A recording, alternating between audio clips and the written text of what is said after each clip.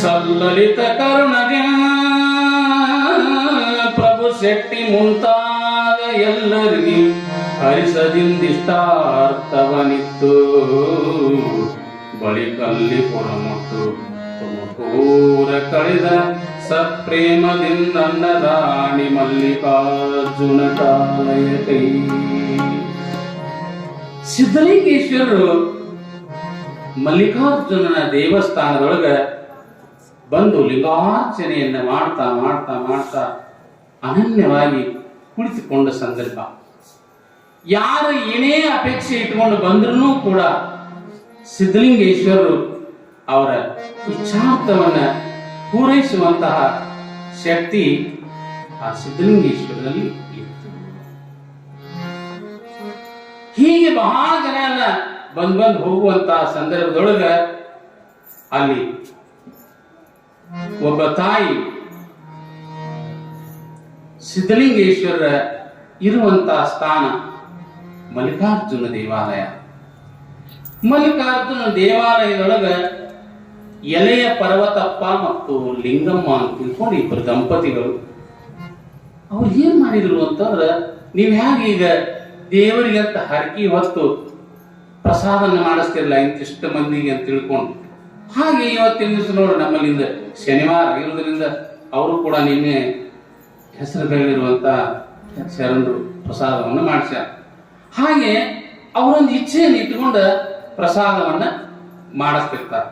ಹಾಗಿಲ್ಲಿ ಎಲೆಯ ಪರ್ವತಪ್ಪ ಮತ್ತು ಲಿಂಗಮ್ಮ ಇಬ್ಬರು ದಂಪತಿಗಳು ಅಲ್ಲಿ ಬಂದಿರುವಂತ ಮಲ್ಲಿಕಾರ್ಜುನ ದೇವಸ್ಥಾನಕ್ಕೆ ಯಾರೇ ಬರಲಿ ಬಂದು ಹೋದವರಿಗೆಲ್ಲ ಪ್ರಸಾದನ ಮಾಡಿಸ್ಬೇಕು ಅಂತ ತಿಳ್ಕೊಂಡ ಇಚ್ಛೆಯನ್ನು ಮಾಡಿಕೊಂಡ ತನ್ನ 3 ವರ್ಷದ ಮಗನನ್ನ ಕರ್ಕೊಂಡ ಸೇವಾ ಮಾಡಕ್ಕಂತ ಅಲ್ಲಿ ಬಂದರು. ಹೀಗೆ ಸೇವೆಯನ್ನ ಮಾಡ್ತಾ ಮಾಡ್ತಾ ಮಾಡ್ತಾ ಅನನ್ಯವಾಗಿ ಇರುವಂತಹ ಸಂದರ್ಭ.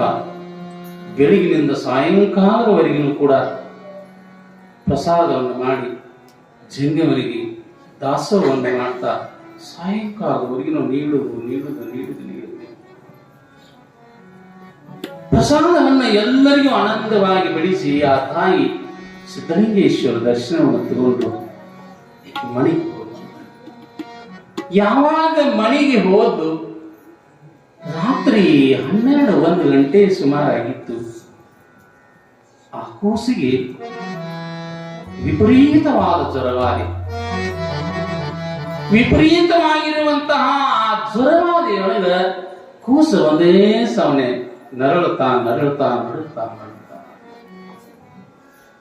ಹೀಗೆ ನರಳುತ್ತಾ ಇರುವ ಕೂಸಿನನ್ನ ತೊಡಿ ಮ್ಯಾಲ ಹಾಕೊಂಡ ಆ ತಾಯಿ ತಣ್ಣೀರ ಪಟ್ಟಿಯನ್ನು ಹಾಕ್ತಾ, ನಿನ್ನೆ ನಾನು ಸೇವಾ ಮಾಡಿ ಬಂದೀನಿ ಮಲ್ಲಿಕಾರ್ಜುನ, ನನ್ನ ಮಗಳಿಗೆ ಯಾಕೆ ಈ ರೀತಿ ಕಷ್ಟವನ್ನ ತಂದ, ಯಾಕೆ ನನ್ನ ಮಗಳಿಗೆ ಈ ರೀತಿಯಾದ ನೋವನ್ನು ಕೊಟ್ಟ ಅಂತ ತಿಳ್ಕೊಂಡು ಒಂದೇ ಸವಣೆ ದುಃಖಿಸ್ತಾ ಆ ಮಗನಿಗೆ ತಣ್ಣೀರು ಪಟ್ಟಿಯನ್ನು ಹಾಕ್ತಾ ಹೀಗೆ ತಣ್ಣೀರು ಪಟ್ಟಿಯನ್ನು ಹಾಕ್ತಾ 1 ತಾಸ 2 ತಾಸ ಕಳೀತು. 4 ಗಂಟೆ ಸುಮಾರಿಗೆ ಆ ಕೂಸ ಏನ್ ಮಾಡ್ತೀವಿ ಅಂತಂದ್ರೆ ಶಿವನ ಪಾದ ಸೇರಿ. ಯಾವಾಗ ಶಿವನ ಪಾದ ಸೇರಿದ ಅದೇ ಸಮಯದಲ್ಲಿ ನಗುತ್ತೈತಿ ದೈವಾಲಿ, ಅಳುತ್ತೈತಿ ಜೀವ ಇಲ್ಲಿ. ನಗುತ್ತೈತಿ ದೈವಾಲಿ, ಅಳುತ್ತೈತಿ ಜೀವ ಇಲ್ಲಿ. ವಿಧಿಯಾಟ ಕಂಡೋರಾರು ಮಾನವ. ನಗುತ್ತೈತಿ ದೈವಾಲಿ, ಅಳುತ್ತೈತಿ ಜೀವಾಲಿ. ನಗುತ್ತೈತಿ ದೈವಾಲಿ, ಅಳುತ್ತೈತಿ ಜೀವಾಲಿ. ವಿಧಿಯಾಟ ಕಂಡೋರಾರು ಮಾನವ. ವಿಧಿಯಾಟ ಕಂಡೋರಾರು ಮಾನವ. ಅಳುತ್ತೈತಿ ದೈವ ಅಲ್ಲಿ ಅಳುತ್ತೈತಿ ಜೀವ ವಿಧಿಯಾಟ ಕಂಡು ಮಾನವ ವಿಧಿಯಾಟ ಕಂಡು ಮಾನವ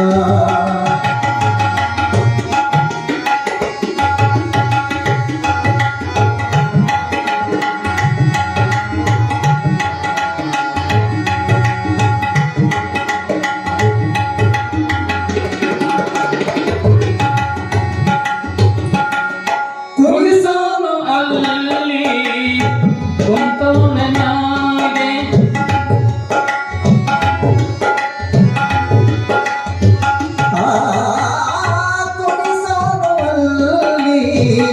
ಕುಂತವನ ಮ್ಯಾಲೆ ಕುಡಿಯೋರು ನಾವು ನಿಂತ್ಕೊಂಡ್ರೆ ಹಾಗೆ ನೆನೆದಂಗೆ ಎಲ್ಲ ನಡೆದೋದ್ರೆ ಮುಂದೆ ನಡೆದಂಗೆ ಎಲ್ಲ ನಡೆದೋದ್ರೆ ಮುಂದೆ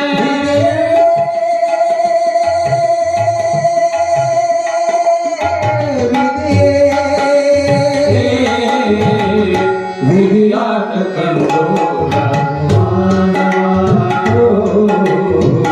ವಿಧಿಯಾಟ ಕಂಡು ನಗತೈತಿ ದೈವ ಅಲ್ಲಿ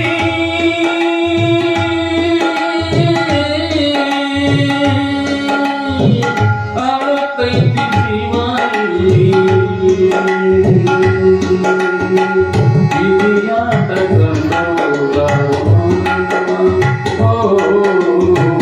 ವಿಧಿಯಾಟ ಕಂಡು ಆ ತಾಯಿ ಒಂದೇ ಸಮಯ ಗೋಳಿಟ್ಟು ಅಳತಾಳ ಮಗನನ್ನ ತೊಡಿ ಮೇಲೆ ಹಾಕೊಂಡ ಯಾರು ನನ್ನ ಮಗನನ್ನು ಉಳಿಸ್ಬೇಕು ಯಾರು ನನ್ನ ಹೊತ್ತು ಹರಡುತ್ತದೆ ಆ ಮಗನ ರೋದನವನ್ನ ಆ ಮಗನ ಸಾವಿನ ದುಃಖದೊಳಗ ತಾಯಿ ತಂದೆ ಗೊಳೋ ಅಂತ ಅಳ್ತಿರ್ತಾರೆ.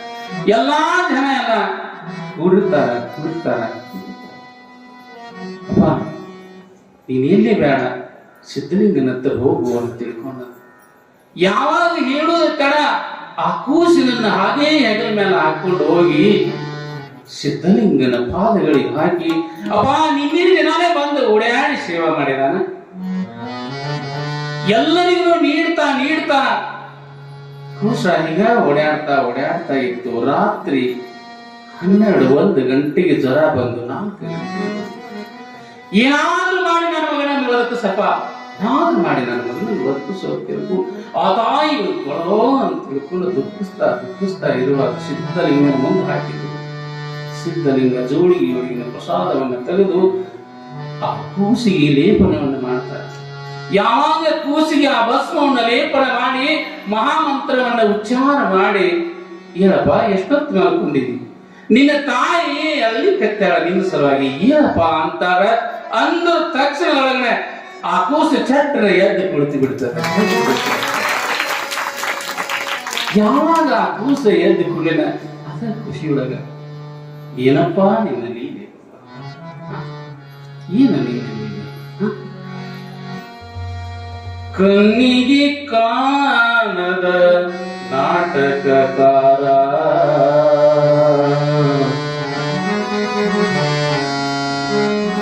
ಕಣ್ಣಿಗೆ ಕಾಣದ ನಾಟಕಕಾರ ಕಣ್ಣಿಗೆ ಕಾಣದ ನಾಟಕಕಾರ ಇದುವೇ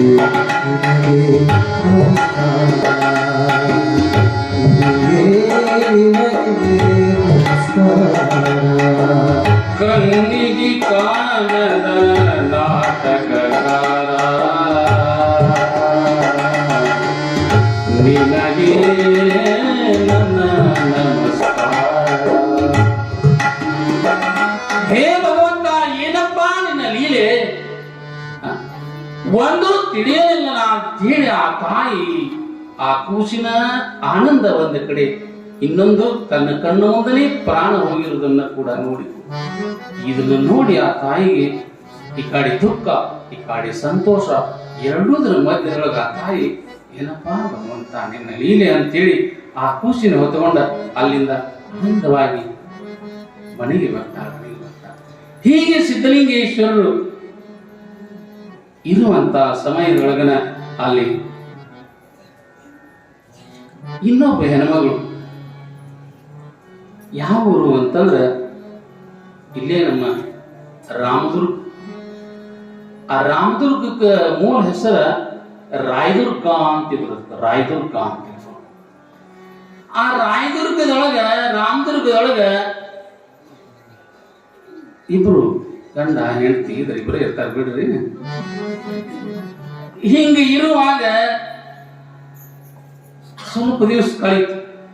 1 ವರ್ಷ 2 ವರ್ಷ ಕಳೆದ ಕೂಡಲೇನ ಆ ಗಂಡ ಏನಂದ ಅಂತಂದ್ರ, ಏನಿಲ್ಲ, ಈ ವರ್ಷ ನಾನೊಂದು ಸಂಕಲ್ಪ ಮಾಡ್ಕೊಂಡಿದ್ದೀನಿ. ಏನು ಅಂತಂದ್ರ ತುಮಕೂರಿನೊಳಗೆ ಸಿದ್ಧಲಿಂಗೇಶ್ವರನ ನಮ್ಮ ಮನೆ ದೇವನು, ನಮ್ಮ ಗುರುನು ಆತ. ಅದಕ್ಕಾಗಿ ಆತನ ದರ್ಶನ ಮಾಡ್ಕೊಂಡು ಹೋರು ನಡಿ ಅಂತ ತಿಳ್ಕೊಂಡ ಹೆಂಡತಿಗ ಅಂದ ಕೂಡಲೇ ಹೆಂಡತಿ ಅಂದು, ನಾ ಏನ್ ಬರುದು ನಮಗೆ, ನಮ್ಮ ಮನೆ ದೇವರ ಮೈಲಾರಪ್ಪದಾನ, ನಮ್ಮ ಮೈಲಾರಪ್ಪ ಹಾಕ್ಯ ಹಾಕಿ ಇವ ಸಿದ್ಧಲಿಂಗೇಶ್ವರ ಹೋಗುಣಂತ ಇವ ಅಂತಾನ, ಅಕಿ ಅಂತಾಳ ನಮ್ಮ ಮನೆ ದೇವರ ಮೈಲಾರಪ್ಪ ಐತಿ, ಮೈಲಾರಪ್ಪನ ಅಕಿ ಅಂತ. ಇವ್ರಿಗಿಬ್ಬರಿಗಿನ್ನ ಶುರು ಆಗಿಬಿಡ್ತೀವಿ.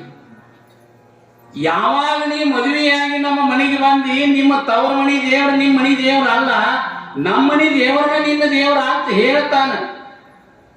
ಆದ್ರೂ ಎಡವಾಟ ಕೇಳಂಗಿಲ್ಲ. ಅವನ್ ಎಡವಾಟ ಇರ್ತಿರ್ತಾರೆ. ನೀವೇನ್ ಬೇಕು ಆ ಕಡೆ ಹೇಳ್ತಿರ್ತಾನ. ಹಿಂಗ ಎಡವಾಟ ಇದ್ರಿ ಒಬ್ರು ನಿಮ್ಮನ್ ಏಂತಿ ಎಡವಾಟ ಸಿಕ್ಕಿದ್ಲು. ಅವಂದ ಏನ್ ಹೇಳ್ತಾಳ ಅದು ವಿರುದ್ಧ ಇದ್ದಾವ. ರೊಟ್ಟಿ ಮಾಡೋದನ್ನ ಗಿಟ್ಟಿ ಮಾಡ್ತಿರ್ತಾರೆ. ಅವನ ಇವತ್ ನೋಡು, ಯಾರೇ ನಮ್ ಗೆಳೆಯಾರ ಊಟಕ್ಕೆ ಬರೋದಾರ ಊಟ ಅಡಿಗೆ ತಯಾರು ಮಾಡನ್ನಿ ಅಂತ ನಾ ಮಾಡಂಗಿಲ್ಲದಿರ್ಲಿ, ಅದ ಅವಂಗೆ ರೂಢ ಆಗಿಬಿಟ್ಟಿತ್ರಿ. ಇವತ್ತು ನಮ್ ಗೆಳೆಯಾರ ಬರೋದಾರು ನೀ ಏನ್ ಪ್ರಸಾದ ಮಾಡಿಗಿಡಿ ಅಂತ ಹೇಳ್ತಿದ್ದ.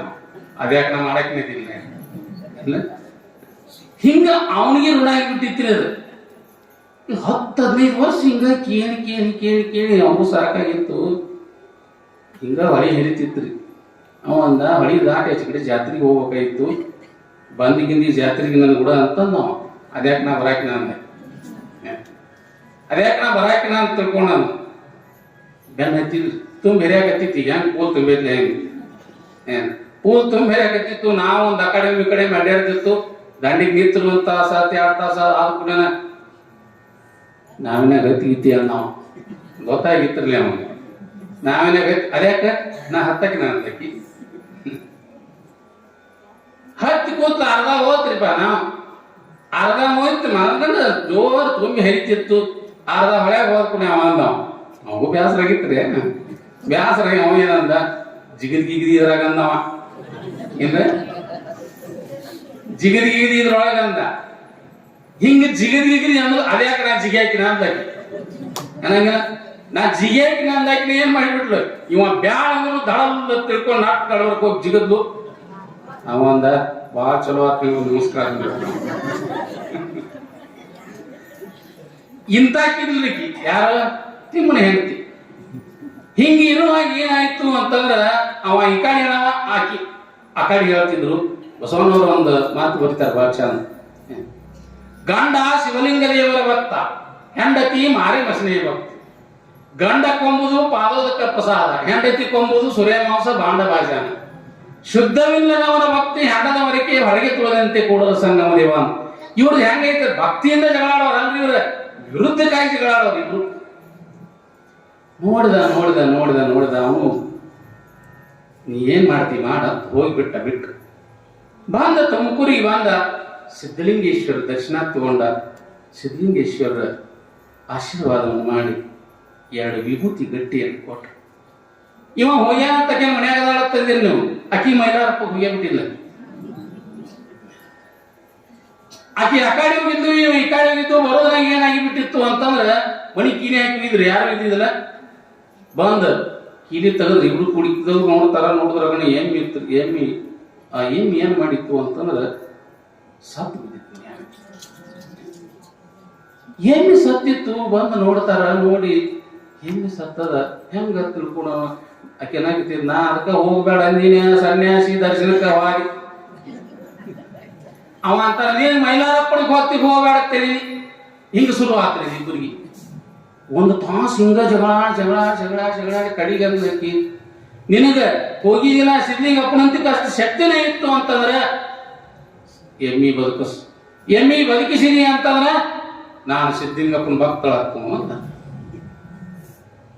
ನಾನು ಸಿದ್ಲಿಂಗೇಶ್ವರ ಭಕ್ತರಾಗ್ತನೋ ಅಂತ ತಿಳ್ಕೊಂಡು ಅಂದಾಗ ನಿಜವಾಗ್ಲೂ ಅಂದ ಪರೀಕ್ಷೆ ಮಾಡಬೇಡ ಮಹಾತ್ಮರನ್ನ, ನೋಡು ನೋಡು ಅಂತ ಏನಿಲ್ಲ ಇಲ್ಲ, ಎಮ್ಮಿ ಬದುಕಿಸಿದ್ರೆ ಸಾಕು, ನಾನು ಸಿದ್ಲಿಂಗೇಶ್ವರ ಭಕ್ತರಾಗಿ ನೀ ಹೆಂಗೆ ಹೇಳ್ತೀನಿ ಹಂಗೆ ಕೇಳ್ತೀನಿ ಅಂದ್ಕೊಳ್ಳಿನ ಕೊಟ್ಟಿರುವಂತ ಭಸ್ಮವನ್ನು ತಗೊಂಡು ಆ ಎಮ್ಮಿಗೆ ಲೇಪನ ಮಾಡಿಕೆ ಮಹಾಮಂತ್ರ ಸಿದ್ಲಿಂಗೇಶ್ವರದ ಹೇಳಿದ ನಾಲ್ಕೇನು ಸರಿ ಆ ಮಹಾಮಂತ್ರ ಹೇಳಿದ ಕೂಡಲಿನ ಆ ಎಮ್ಮಿ ಮುಂದೊಂದು ಬುಟ್ಟಿ ಬಕೆಟ್ ನೀರು ತಂದಿಟ್ರು.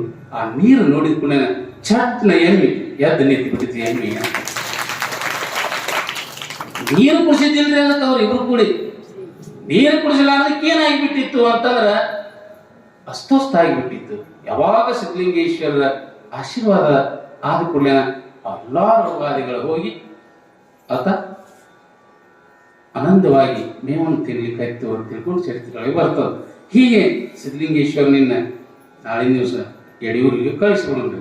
ಅದಕ್ಕಾಗಿ ಯಥಾವತ್ತಾಗಿ ನಾವು ನಿಮಗೇನು ಹೇಳಿದೀವಲ್ಲ, ಸೋಮವಾರ ದಿವಸ ಉಡಿ ತುಂಬೋ ಕಾರ್ಯಕ್ರಮ, ಆ ಉಡಿ ತುಂಬೋ ಕಾರ್ಯಕ್ರಮದೊಳಗೆ ನೀವೆಲ್ಲ ಯಾರ್ಯಾರು ಏನೇನು ಕಂಚ ಕೂಡ ಅವರೆಲ್ಲ ಕೊಟ್ಟು ಬರೆಸ್ರಿ.